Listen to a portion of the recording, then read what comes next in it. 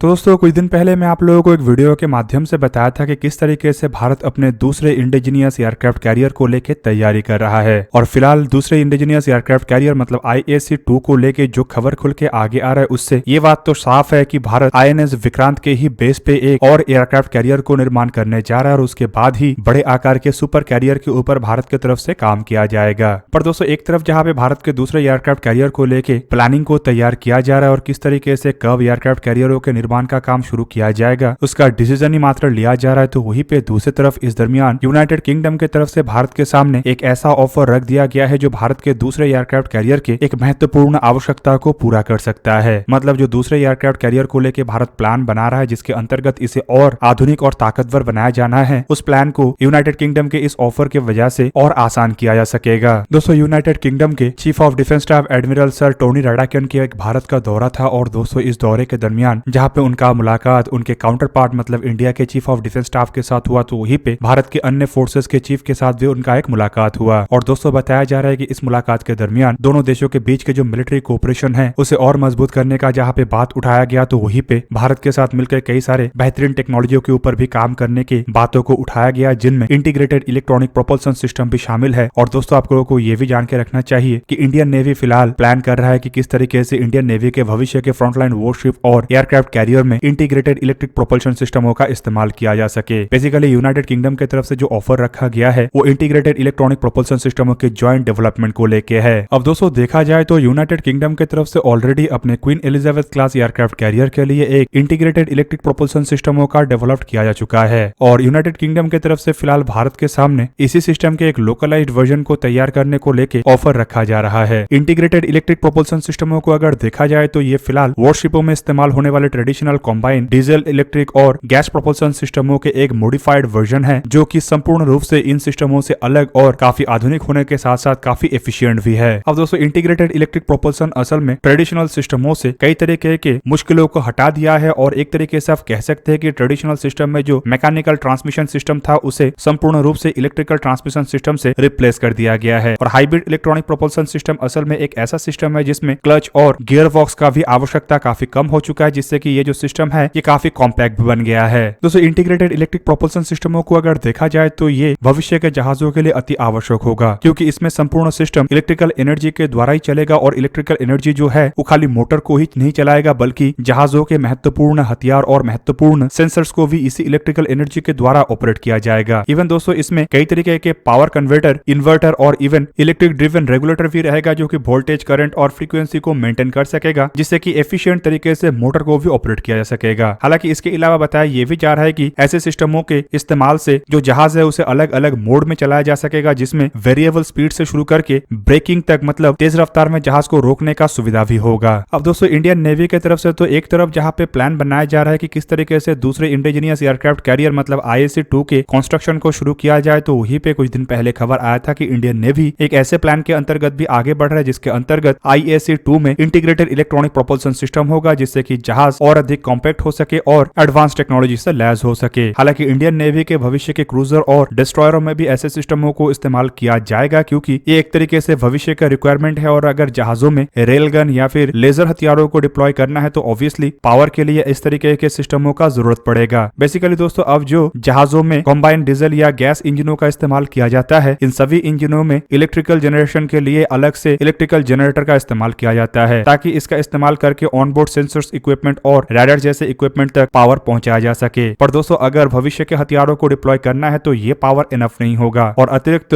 Diesel generator को deploy करने से बेटर है कि संपूर्ण सिस्टम को ही इंटीग्रेटेड इलेक्ट्रिक प्रोपल्शन सिस्टमों से बदल दिया जाए। अब दोस्तों ब्रिटेन की तरफ से भी ऑफर ऐसे समय पे रखा गया है जब ये सभी चीज इनिशियल स्टेज में है और किसी भी चीज को फाइनल नहीं किया गया। मतलब अगर दोस्तों ब्रिटेन इस समय भारत के सामने ज्वाइंट डेवलपमेंट का ऑफर रखता है तो ऑब्वियसली ये भारत के लिए भी संभावनाओं को बढ़ाएगा और ब्रिटेन के लिए भी संभावनाओं को बढ़ाएगा। जबकि दोस्तों आप लोगों को ये भी जान के रखना चाहिए कि भारत के जो मेक इन इंडिया इनिशिएटिव और टेक्नोलॉजी ट्रांसफर के शर्त है उसे भी एक तरीके से इस ऑफर के साथ माना गया है और इसी कारण माना जा रहा है कि ब्रिटेन की तरफ से किसी एग्जिस्टिंग इक्विपमेंटों का ऑफर नहीं किया गया बल्कि ज्वाइंट डेवलपमेंट मैकेनिज्म का ऑफर किया गया, जिससे ब्रिटेन के एग्जिस्टिंग सिस्टम को भारत में लोकलाइज्ड बनाया जा सके। दोस्तों एक तरफ जहां पे ब्रिटेन भारत के साथ बड़े बड़े डीलों को साधने के लिए प्रयास चला रहा है तो वहीं पे यूरोप के और एक देश मतलब फ्रांस की तरफ से भी भारत के साथ कोऑपरेशन को एनहांस करने के लिए और और सबमरीनों को बेचने के लिए प्रयास चलाया जा रहा है। दोस्तों देखा जाए तो फ्रांस असल में रशिया के बाद भारत के सबसे बड़े डिफेंस पार्टनर है और बीते कुछ सालों में भारत रशिया के बाद दूसरा सबसे अधिक मात्रा के हथियार फ्रांस से ही परचेस किया है। रिपोर्ट के मुताबिक फ्रांस के दोस्तों बुधवार के दिन इंडियन नेवी के जो वेस्टर्न कमांड है उसके तरफ से एक स्टेटमेंट जारी करते हुए बताया गया कि हिंद महासागर में तैनात फ्रेंच नेवी के बेड़े के joint commander vice admiral Emmanuel सेलेसार के नेतृत्व में 2 अधिकारी वाले एक टीम ने वेस्टर्न नेवल कमांड का एक विजिट किया। और दोस्तों इस विजिट के दरमियान बताया जा रहा है कि दोनों देशों के बीच के जो ग्रोइंग कोऑपरेशन है उसके ऊपर चर्चा तो हुआ ही है, साथ में दोनों देशों के नेवी के ग्रोइंग कोऑपरेशन के ऊपर भी चर्चा किया गया। असल में दोस्तों ये जो मीटिंग था ये एक दिन पहले मतलब मंगलवार के दिन हुआ और रिपोर्ट में ये भी दावा किया जा रहा है कि मीटिंग के दरमियान दोनों देशों के बीच के जो नेवी टू नेवी कोऑपरेशन है उसे और स्ट्रेंथन किया गया और मैरीटाइम सिक्योरिटी को किस तरीके से और मजबूत किया जाए उसके ऊपर भी चर्चा हुआ। दोस्तों ये जो फ्रेंच नेवी का बेड़ा है ये असल में इंडियन ओशन में तैनात है और इंडियन ओशन में अगर इन्हें सर्वाइव करना है तो भारत के साथ कोऑपरेशन मजबूत है और भारत की ही मदद से फ्रांस जैसे देश इंडियन ओशन के अंदर अपने प्रेजेंस को बरकरार रख सकता है। दूसरी तरफ दोस्तों जहाँ पे ये विजिट हो रहा है तो वहीं पे ये भी चर्चा में है कि फ्रांस भारत के सामने 3 एडिशनल स्कॉर्पियन क्लास के सबमरीनों का भी प्रस्ताव रख रहा है। बेसिकली फ्रांस चाहता है कि भारत के जो प्रोजेक्ट 75I में लगातार डिले हो रहा है उसे दूर करने के लिए फ्रांस के कोऑपरेशन में मजेगांव डॉकयार्ड लिमिटेड में जो 6 कलवरी क्लास के सबमरीनों को बनाया गया है उसमें और बढ़ोतरी किया जाए और कम से कम 3 और एडिशनल सबमरीन भारत खरीदे। हालांकि खबरों में यह भी दावा किया जा रहा है कि नेवी भी एक तरीके से ऐसे सबमरीनों को खरीदने को लेकर तैयार है क्योंकि नेवी नहीं चाहता है कि लगातार डिले होने के कारण नेवी के अंडर वाटर जो फ्लीट है उसके स्ट्रेंथ में किसी भी तरीके का कोई कमी हो। मतलब दोस्तों यूके जहाँ पे एक सेपरेट डील को हासिल करने के लिए प्रयास कर रहा है तो वहीं पे फ्रांस की तरफ से भी प्रयास चलाया जा रहा है कि किस तरीके से भारत से सबमरीनों के डील को हासिल किया जा सके। पर यहाँ पे दोस्तों दोनों ही प्रयास में दोनों देशों को ही पता है कि अगर टेक्नोलॉजी ट्रांसफर के अंतर्गत और मेक इन इंडिया के अंतर्गत इसे ना किया जाए तो उन्हें किसी भी तरीके से कोई भी फायदा नहीं मिलेगा और डील अगर सिक्योर करना है तो इन सभी हथियारों को भारत में ही बनाना पड़ेगा। दोस्तों यहाँ पे आप लोगों को यह भी जान के रखना चाहिए कि फ्रांस की तरफ से भारत के सामने और भी कई तरीके के ऑफरों को रखा गया है जिनमें बताया जा रहा है कि फ्रांस के द्वारा भारत के सामने अपने न्यूक्लियर सबमरीनों के नॉन न्यूक्लियर टेक्नोलॉजी देने का भी बात कहा गया है और भारत के न्यूक्लियर पावर सबमरीनों के लिए pump jet propulsion system even कुछ अन्य सिस्टमों का भी ऑफर किया गया है। दूसरी तरफ दोस्तों कुछ महीने पहले खबर में यह भी चर्चा में था कि फ्रांस की तरफ से अपने एयरक्राफ्ट कैरियर के डिजाइन को भी भारत के सामने ऑफर किया गया था जो बेसिकली बड़े आकार के फ्लैट डेक एयरक्राफ्ट कैरियर के लिए था। पर अब यह कंफर्म हो चुका है कि भारत की तरफ से बड़े आकार के एयरक्राफ्ट कैरियर को निर्माण करने से पहले IAC-2 मतलब इंडिजीनियस एयरक्राफ्ट कैरियर 2 प्रोजेक्ट के अंतर्गत शायद INS विक्रांत के ही एक सिस्टर शिप को तैयार किया जाए जो फ्लैट डेक नहीं बल्कि स्की जंप से ऑपरेट करेगा और शायद इसका आकार करंट एयरक्राफ्ट कैरियर के जैसा ही हो या फिर उससे करीबन 5 से 10,000 टन भारी हो। पर दोस्तों इसमें इंटीग्रेटेड इलेक्ट्रॉनिक प्रोपल्सन सिस्टमों का इस्तेमाल किया जाएगा ये तो कंफर्म हो चुका है और इसी कारण ब्रिटेन की तरफ से इतने भयंकर मात्रा में प्रयास को चलाया जा रहा है। दोस्तों सबमरीनों के डील को देखा जाए तो जर्मनी भी भारत के साथ डील को साधने का प्रयास कर रहा है और जर्मनी के द्वारा भारत के सामने टाइप 212 CD क्लास सबमरीनों के ऑफर को जहां पे रखा गया है तो वहीं पे रिपोर्ट के मुताबिक जर्मनी असल में ये सबमरीन के deal government to government deal के अंतर्गत संपूर्ण करना चाहता है लेकिन यहाँ पे प्राइस एक बहुत बड़ा फैक्टर बना हुआ है और कुछ रिपोर्टों में बताया जा रहा है कि भारत जहाँ पे 5 सबमरीनों को पहले 5 बिलियन या उससे थोड़ा अधिक लागत से बनाना चाहता था, अब जर्मनी की तरफ से जो ऑफर रखा गया उसमें बताया जा रहा है कि करीबन $8 बिलियन तक खर्चा हो सकता है। पर जर्मनी से भी बेहतरीन ऑफर साउथ कोरिया की तरफ से भारत के सामने रखा गया है जिसमें बताया जा रहा है कि साउथ कोरिया भारत के लायबिलिटी क्लॉज को और सभी शर्तों को मानने के लिए भी तैयार है और जर्मनी के मुकाबले में सस्ते में सबमरीनों का ऑफर कर रहा है। इवन साउथ कोरिया टेंडर के साथ भी आगे बढ़ने के लिए तैयार है और गवर्नमेंट टू गवर्नमेंट डील में भी आगे बढ़ने के लिए तैयार है।